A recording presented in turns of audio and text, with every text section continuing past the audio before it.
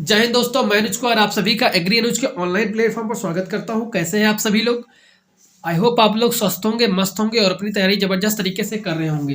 तो आज का हमारा जो टॉपिक होने वाला क्लास 12th कृषि अर्थशास्त्र के ऊपर होने वाला है, जिसमें कि आपको हम बताएंगे मोस्ट इंपोर्टेंट टॉपिक एंड प्रश्न जो कि आपके बोर्ड एग्जाम 2024 में बिल्कुल 100% छपने वाले हैं। ठीक है, अगर आप अभी तक कोई भी तैयारी नहीं कर पाए हैं इसकी कृषि अर्थशास्त्र की, तो उसके लिए बहुत ही शानदार यानी कि रामबाण होने वाले हैं ये प्रश्न।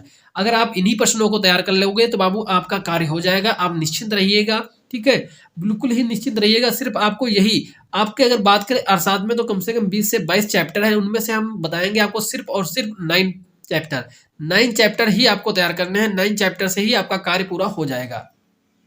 अब वो कौन कौन से होंगे 9 चैप्टर, वो आगे भी डिस्कस करेंगे। उससे पहले अगर अभी तक आप लोगों ने हमारे चैनल को सब्सक्राइब नहीं किया तो प्लीज़ सब्सक्राइब जरूर कर लीजिएगा। बेल आइकन को प्रेस कर दिया ताकि वीडियो की नोटिफिकेशन आपको सबसे पहले मिल सके। और क्योंकि आप लोगों के लिए मैं व्हाट्सएप ग्रुप भी बना चुका हूं, तो व्हाट्सएप ग्रुप में भी आप जुड़ सकते हो। लिंक आपको डिस्क्रिप्शन बॉक्स में मिल जाएगी। टेलीग्राम ग्रुप भी बना हुआ है, उसमें भी आप जुड़ सकते हैं। उसकी भी लिंक आपको डिस्क्रिप्शन बॉक्स में ही मिलेगी। ठीक है, तो इससे क्या होगा कि आप लोगों को जो आपके अपडेट्स होते हैं, कोई भी अगर बोर्ड के द्वारा अपडेट आता है वो भी आपको बताता रहूंगा। ठीक है, वहां पर तो इसलिए आप वहां पर जरूर जुड़िएगा। तो वीडियो को आप शुरू करते हैं। और एक बार और बता दें कि बाबू आप विश्वास करिएगा। ठीक है, अंदर से ये बिल्कुल मत रखिएगा सर जो बता रहे हैं ये होगा नहीं। ठीक है, अंदर से विश्वास रखिएगा। देखो, जब तक देखो एक मरीज होता है ना, अगर मरीज को ये डॉक्टर जो दे देता है, अगर वो मान लो उसके दिक्कत कोई और है लेकिन फिर भी आपको वो दवाई दे रहा है, अगर आपकी उसकी प्रति श्रद्धा है तो वो भी ठीक हो जाता है। ठीक है, क्योंकि उसको भरोसा है ना कि मुझे डॉक्टर साहब ने जो दवा दी है ना वो मेरी उसके लिए दी है और मुझे फायदा करेगी। ये विश्वास जो होता है ना, विश्वास सबसे बड़ी चीज है। वो सबसे बड़ी चीज है विश्वास। और आप लोग 12th में हैं, अगर फर्स्ट ईयर में आप हमसे पढ़े होगे तो वो आपका विश्वास मैंने कायम रखने की कोशिश 100% की थी। और आप लोग विश्वास भी होगा हमारे ऊपर कि हम जो मैं बता रहा हूँ आपका आएगा। ठीक है, तो आप निश्चिंत रहे बाबू, बिल्कुल पूरा विश्वास रखिएगा 100%। आपको जो टॉपिक बता रहा हूँ ना, आप चाहे अपने टीचरों से पूछ लीजिएगा। ठीक है, कॉलेजों में वो भी आपको यही चैप्टर सजेस्ट करेंगे। ठीक है, एक भी इधर से उधर नहीं होगा। वो भी आपको यही चैप्टर अगर बताएंगे तो सुझाव देंगे तो यही चैप्टरों का देंगे। ठीक है, आप निश्चिंत रहे बाबू। ठीक है, बिल्कुल 100% आपके ये पेपर में छपने वाले ही प्रश्न होंगे। ठीक है, देखो मैंने पहला उठाया है उत्पादन और उत्पादन के उपादान। ठीक है, उत्पादन और उत्पादन के उपादान, ये चैप्टर जो है इसमें जैसे कि आपके उपादान कितने होते हैं, तो 5 उपादान होते हैं। कितने? 5 उपादान होते हैं उत्पादन के। ठीक है, भूमि, श्रम, संगठन, पूंजी और उद्यम। ठीक है, इनके बारे में तो आपको थोड़ा थोड़ा जानकारी इसमें होना चाहिए। ठीक है, उत्पादन के कितने उपादान होते हैं, उनका कार्य क्या होता है, कौन सा निष्क्रिय होता है, कौन सक्रिय होता है, कौन नासवान होता है, कौन अनासवान होता है। इस प्रकार से इसमें डिटेल में आपको पढ़ना होगा। ठीक है, इसमें उत्पादन के उपादान के ऊपर में जो आपका डिटेल में आपको पांचों के बारे में थोड़ा जानकारी आपके पास होनी चाहिए। ठीक है, ये तो मैंने पहला चैप्टर रखा है, लेकिन ज्यादा बड़ा चैप्टर है ना, वो छोटा सा चैप्टर है, आप आसानी से इसे कवर कर सकते हो। ठीक है, उसके बाद चलते हैं नेक्स्ट जो हमारा चैप्टर होने वाला वो है प्रतिफल के नियम। अब प्रतिफल के नियम है, वो कौन कौन से नियम है, ठीक है, इनके बारे में जानकारी होनी चाहिए तुमको। और इसमें अगर बात करें तो ग्राफ वगैरह जो इसमें बनते हैं, ठीक है, ग्राफ जो बनते हैं वो आपको उसमें बनाना आना चाहिए। ठीक है, जिससे कि ग्राफ जब बना दोगे तो लिखोगे नहीं तब भी आपका काम चलेगा। लिखोगे कम, अपनी भाषा में लिखोगे, ठीक है, लेकिन ग्राफ से आप समझा दोगे पूरी बात। ठीक है, तो प्रतिफल के जो नियम है, ये वाला चैप्टर बहुत ही इंपॉर्टेंट है, इसको भी आपको तैयार करना है। जो भी मैं चैप्टर आपको बता रहा हूँ यहाँ पर, सभी इंपॉर्टेंट ही चैप्टर है, इन्हें ही आपको तैयार कर लेना है। आपका कार्य 100% सफल होगा, 100% आप पास हो जाओगे, सिर्फ अगर यही आपको तैयार कर लेनी है। ठीक है, प्रतिफल के नियम, इसमें ग्राफ वगैरह जो है आपके आसानी से आपको इसमें तैयार करना होंगे प्रतिफल के नियम में। नेक्स्ट करके बात करें नेक्स्ट में, तो पूंजी। अब पूंजी आपका चैप्टर एक होता है जिसमें कि आपका जैसे कि अचल पूंजी, चल पूंजी।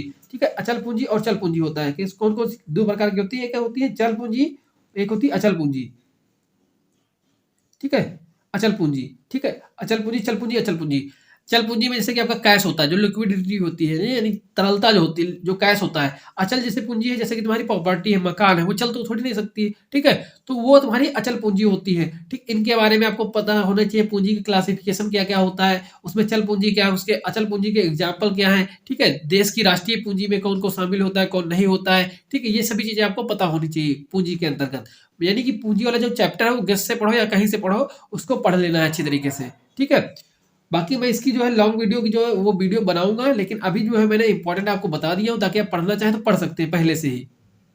बाकी मैं जैसे आपका पेपर आएगा तो मैं सारी वीडियो बनाऊंगा, आप निश्चित रहे। जैसे क्योंकि मेरे पास भी लगभग 11 सब्जेक्ट हैं, 11 सब्जेक्टों को देखना होता है, ठीक है? लिखना भी होता है, सारा काम करना होता है, तो इसलिए थोड़ा लेट हो जाता है। लेकिन आप लोग तब तक अगर पढ़ना चाहें तो पढ़ सकते हैं, बाकी बाद में मैं समझाऊँगा, ठीक है? पूरा, ठीक है? कैसे आपको ग्राफ बनाना है, कैसे क्या है, वो सब मैं आपको समझाऊँगा, लेकिन आप तब तक पढ़ना चाहें तो पढ़ सकते हो। इसलिए मैं आपको पहले ही बता दे रहा हूँ सारे जो इम्पोर्टेंट टॉपिक हैं, ठीक है? ताकि आप इनको पढ़ना चाहें, आप ज़्यादा फ़ोकस से इन्हें तैयार कर लें। जो बच्चे अभी तक कुछ भी नहीं पढ़े हैं, तो पूँजी में आपका चल पूँजी है, चल पूँजी इनका क्लासिफ़िकेशन, वर्गीकरण जिसको कहते हैं, वर्गीकरण वगैरह सो है आपको तैयार कर लेना है, ठीक है?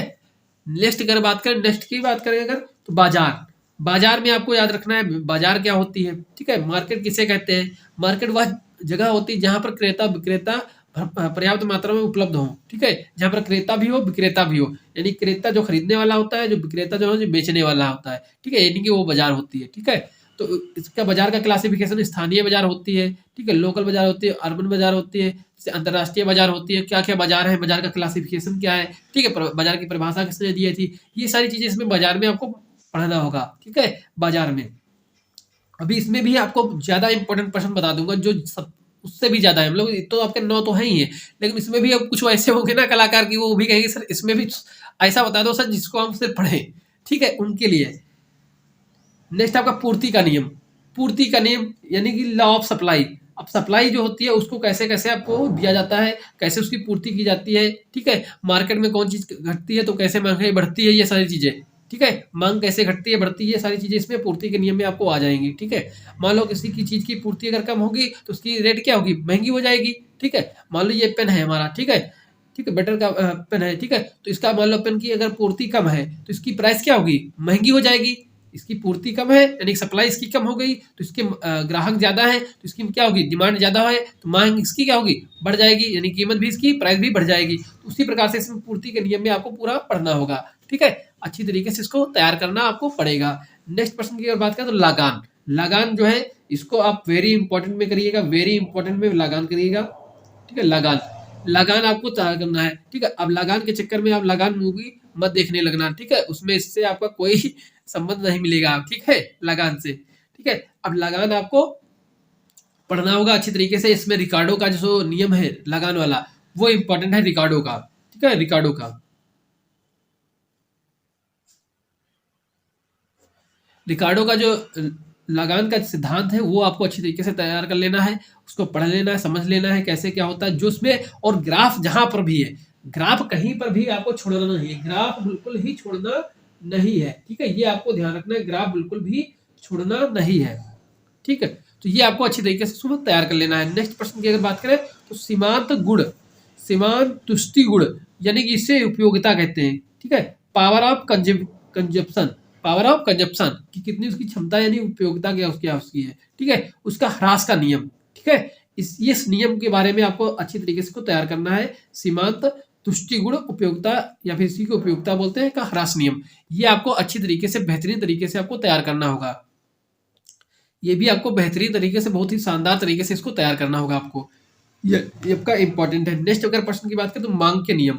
अब मांग का नियम क्या है? जैसे पूर्ति का नियम मैं आपको बताया था उसी प्रकार से इसका मांग का नियम आपको तैयार करना होगा, ठीक है? मांग कब कब बढ़ती है, कैसे घटती है, ठीक है? ये सारी चीजें इसमें आपको, इसमें डायग्राम आपको मिलेगा, यानी कि जो आपके ग्राफ इसमें होंगे तो ग्राफ आपको इसमें मिलेगा। तो ये वाला आपको तैयार करना होगा मांग का नियम। तो ये सारी चीजें आपको तैयार करनी होंगी, ठीक? मांग के नियम को आपको अच्छे तरीके से तैयार करना है। नेक्स्ट अगर बात करें तो संक्षिप्त में, ये आपको संक्षिप्त में मिलेगा क्या क्या तैयार करना। संक्षिप्त का मतलब ये है कि बहुत मतलब इसकी डिफिनीशन आपको पता होनी चाहिए। संक्षिप्त का मतलब ये है यहाँ पर, ठीक है? सहकारिता क्या होती है इसकी डिफिनीशन आपको पता होनी चाहिए, ठीक है? पंचवर्षीय योजनाएं कब स्टार्ट हुई थी और इसका क्या महत्व था, क्या इसमें थे, अगर तुमको याद हो तो 2-3 याद कर लेना, ठीक है? पहली कब हुई थी? 1951 में हुई थी, ठीक है? अंत कब हुआ था? 2017 में। 2017 की जो थी वो आपकी जो है लास्ट थी, यानी कि जो 12 से 17 थी वो लास्ट थी, लेकिन आपको इसका एंड कब कर दी गई थी? 2015 में। 2015 में जो ये खत्म कर दी गई थी वो कौन सी थी? 12वीं पंचवर्षीय योजना थी, ठीक है? 12वीं पंचवर्षीय योजना थी। तो इस प्रकार से आपको ये याद रखनी है सभी। अब विनिमय क्या होता है, ठीक है? वस्तु विनिमय क्या होता है, ठीक है? अब तो प्राइस से चलने लगा सब चीजें, ठीक है? तो विनिमय वगैरह जिसमें कि एक वस्तु दूसरे को देना, दूसरे से लेना, ठीक है? क्रय विक्रय जो होता है मतलब विनिमय होता है, ठीक है? एक्सपोर्ट इम्पोर्ट वाला सिस्टम, ठीक है? यही पूरा आपका है विनिमय। इसके बारे में थोड़ा जानकारी होनी चाहिए, बेसिक, ठीक है? तो इन चीजों को आपको अच्छे तरीके से समझना है, ठीक है? अब इसमें से अगर सबसे इम्पोर्टेंट जो मतलब बिल्कुल ऐसे बच्चे होंगे कि हमें इसमें भी इम्पोर्टेंट चाहिए, ठीक, इसमें भी हमें इम्पोर्टेंट ही चाहिए। तो उनके लिए अगर बात करें तो लगान का आपका तो इम्पोर्टेंट है ही है, ठीक है, साथ में सीमांत तुष्टिगुण आपका इम्पोर्टेंट है, ठीक है। बाकी अगर इसके बाद भी अगर बात करें तो यहाँ पर आपको बताएं तो आपको इसमें अगर तैयार करना है तो आप प्रतिफल का नियम या तैयार कर सकते हो, ठीक है, जो ज़्यादा इससे भी मतलब बहुत ही लेजी किस्म के जो बच्चे उनके लिए है ये, लेकिन जो समझदार है, सिंसियर है, वो इन नौ को तैयार करेंगे, ठीक है। अगर एक भी ऊपर नीचे हो गया तो आप ये जो ज़्यादा वाले तैयार करोगे तो आप रह जाओगे, समझ रहे हो। इसलिए मैं इतने 9 बताया हूँ, क्योंकि 22 चैप्टर बाबू, 22 चैप्टर, समझ रहे हो, 22 चैप्टर में से 9 आपको छाट के दे रहा हूँ, तो मान लें कि सॉलिड ही होंगे आपके, ठीक, जो सबसे ज़्यादा इंपॉर्टेंट वही मैं आपको छाट के दे रहा हूँ, ठीक है। यही आपके 9 चैप्टर आपको बहुत ही अच्छी तरीके से तैयार करने हैं, ठीक है।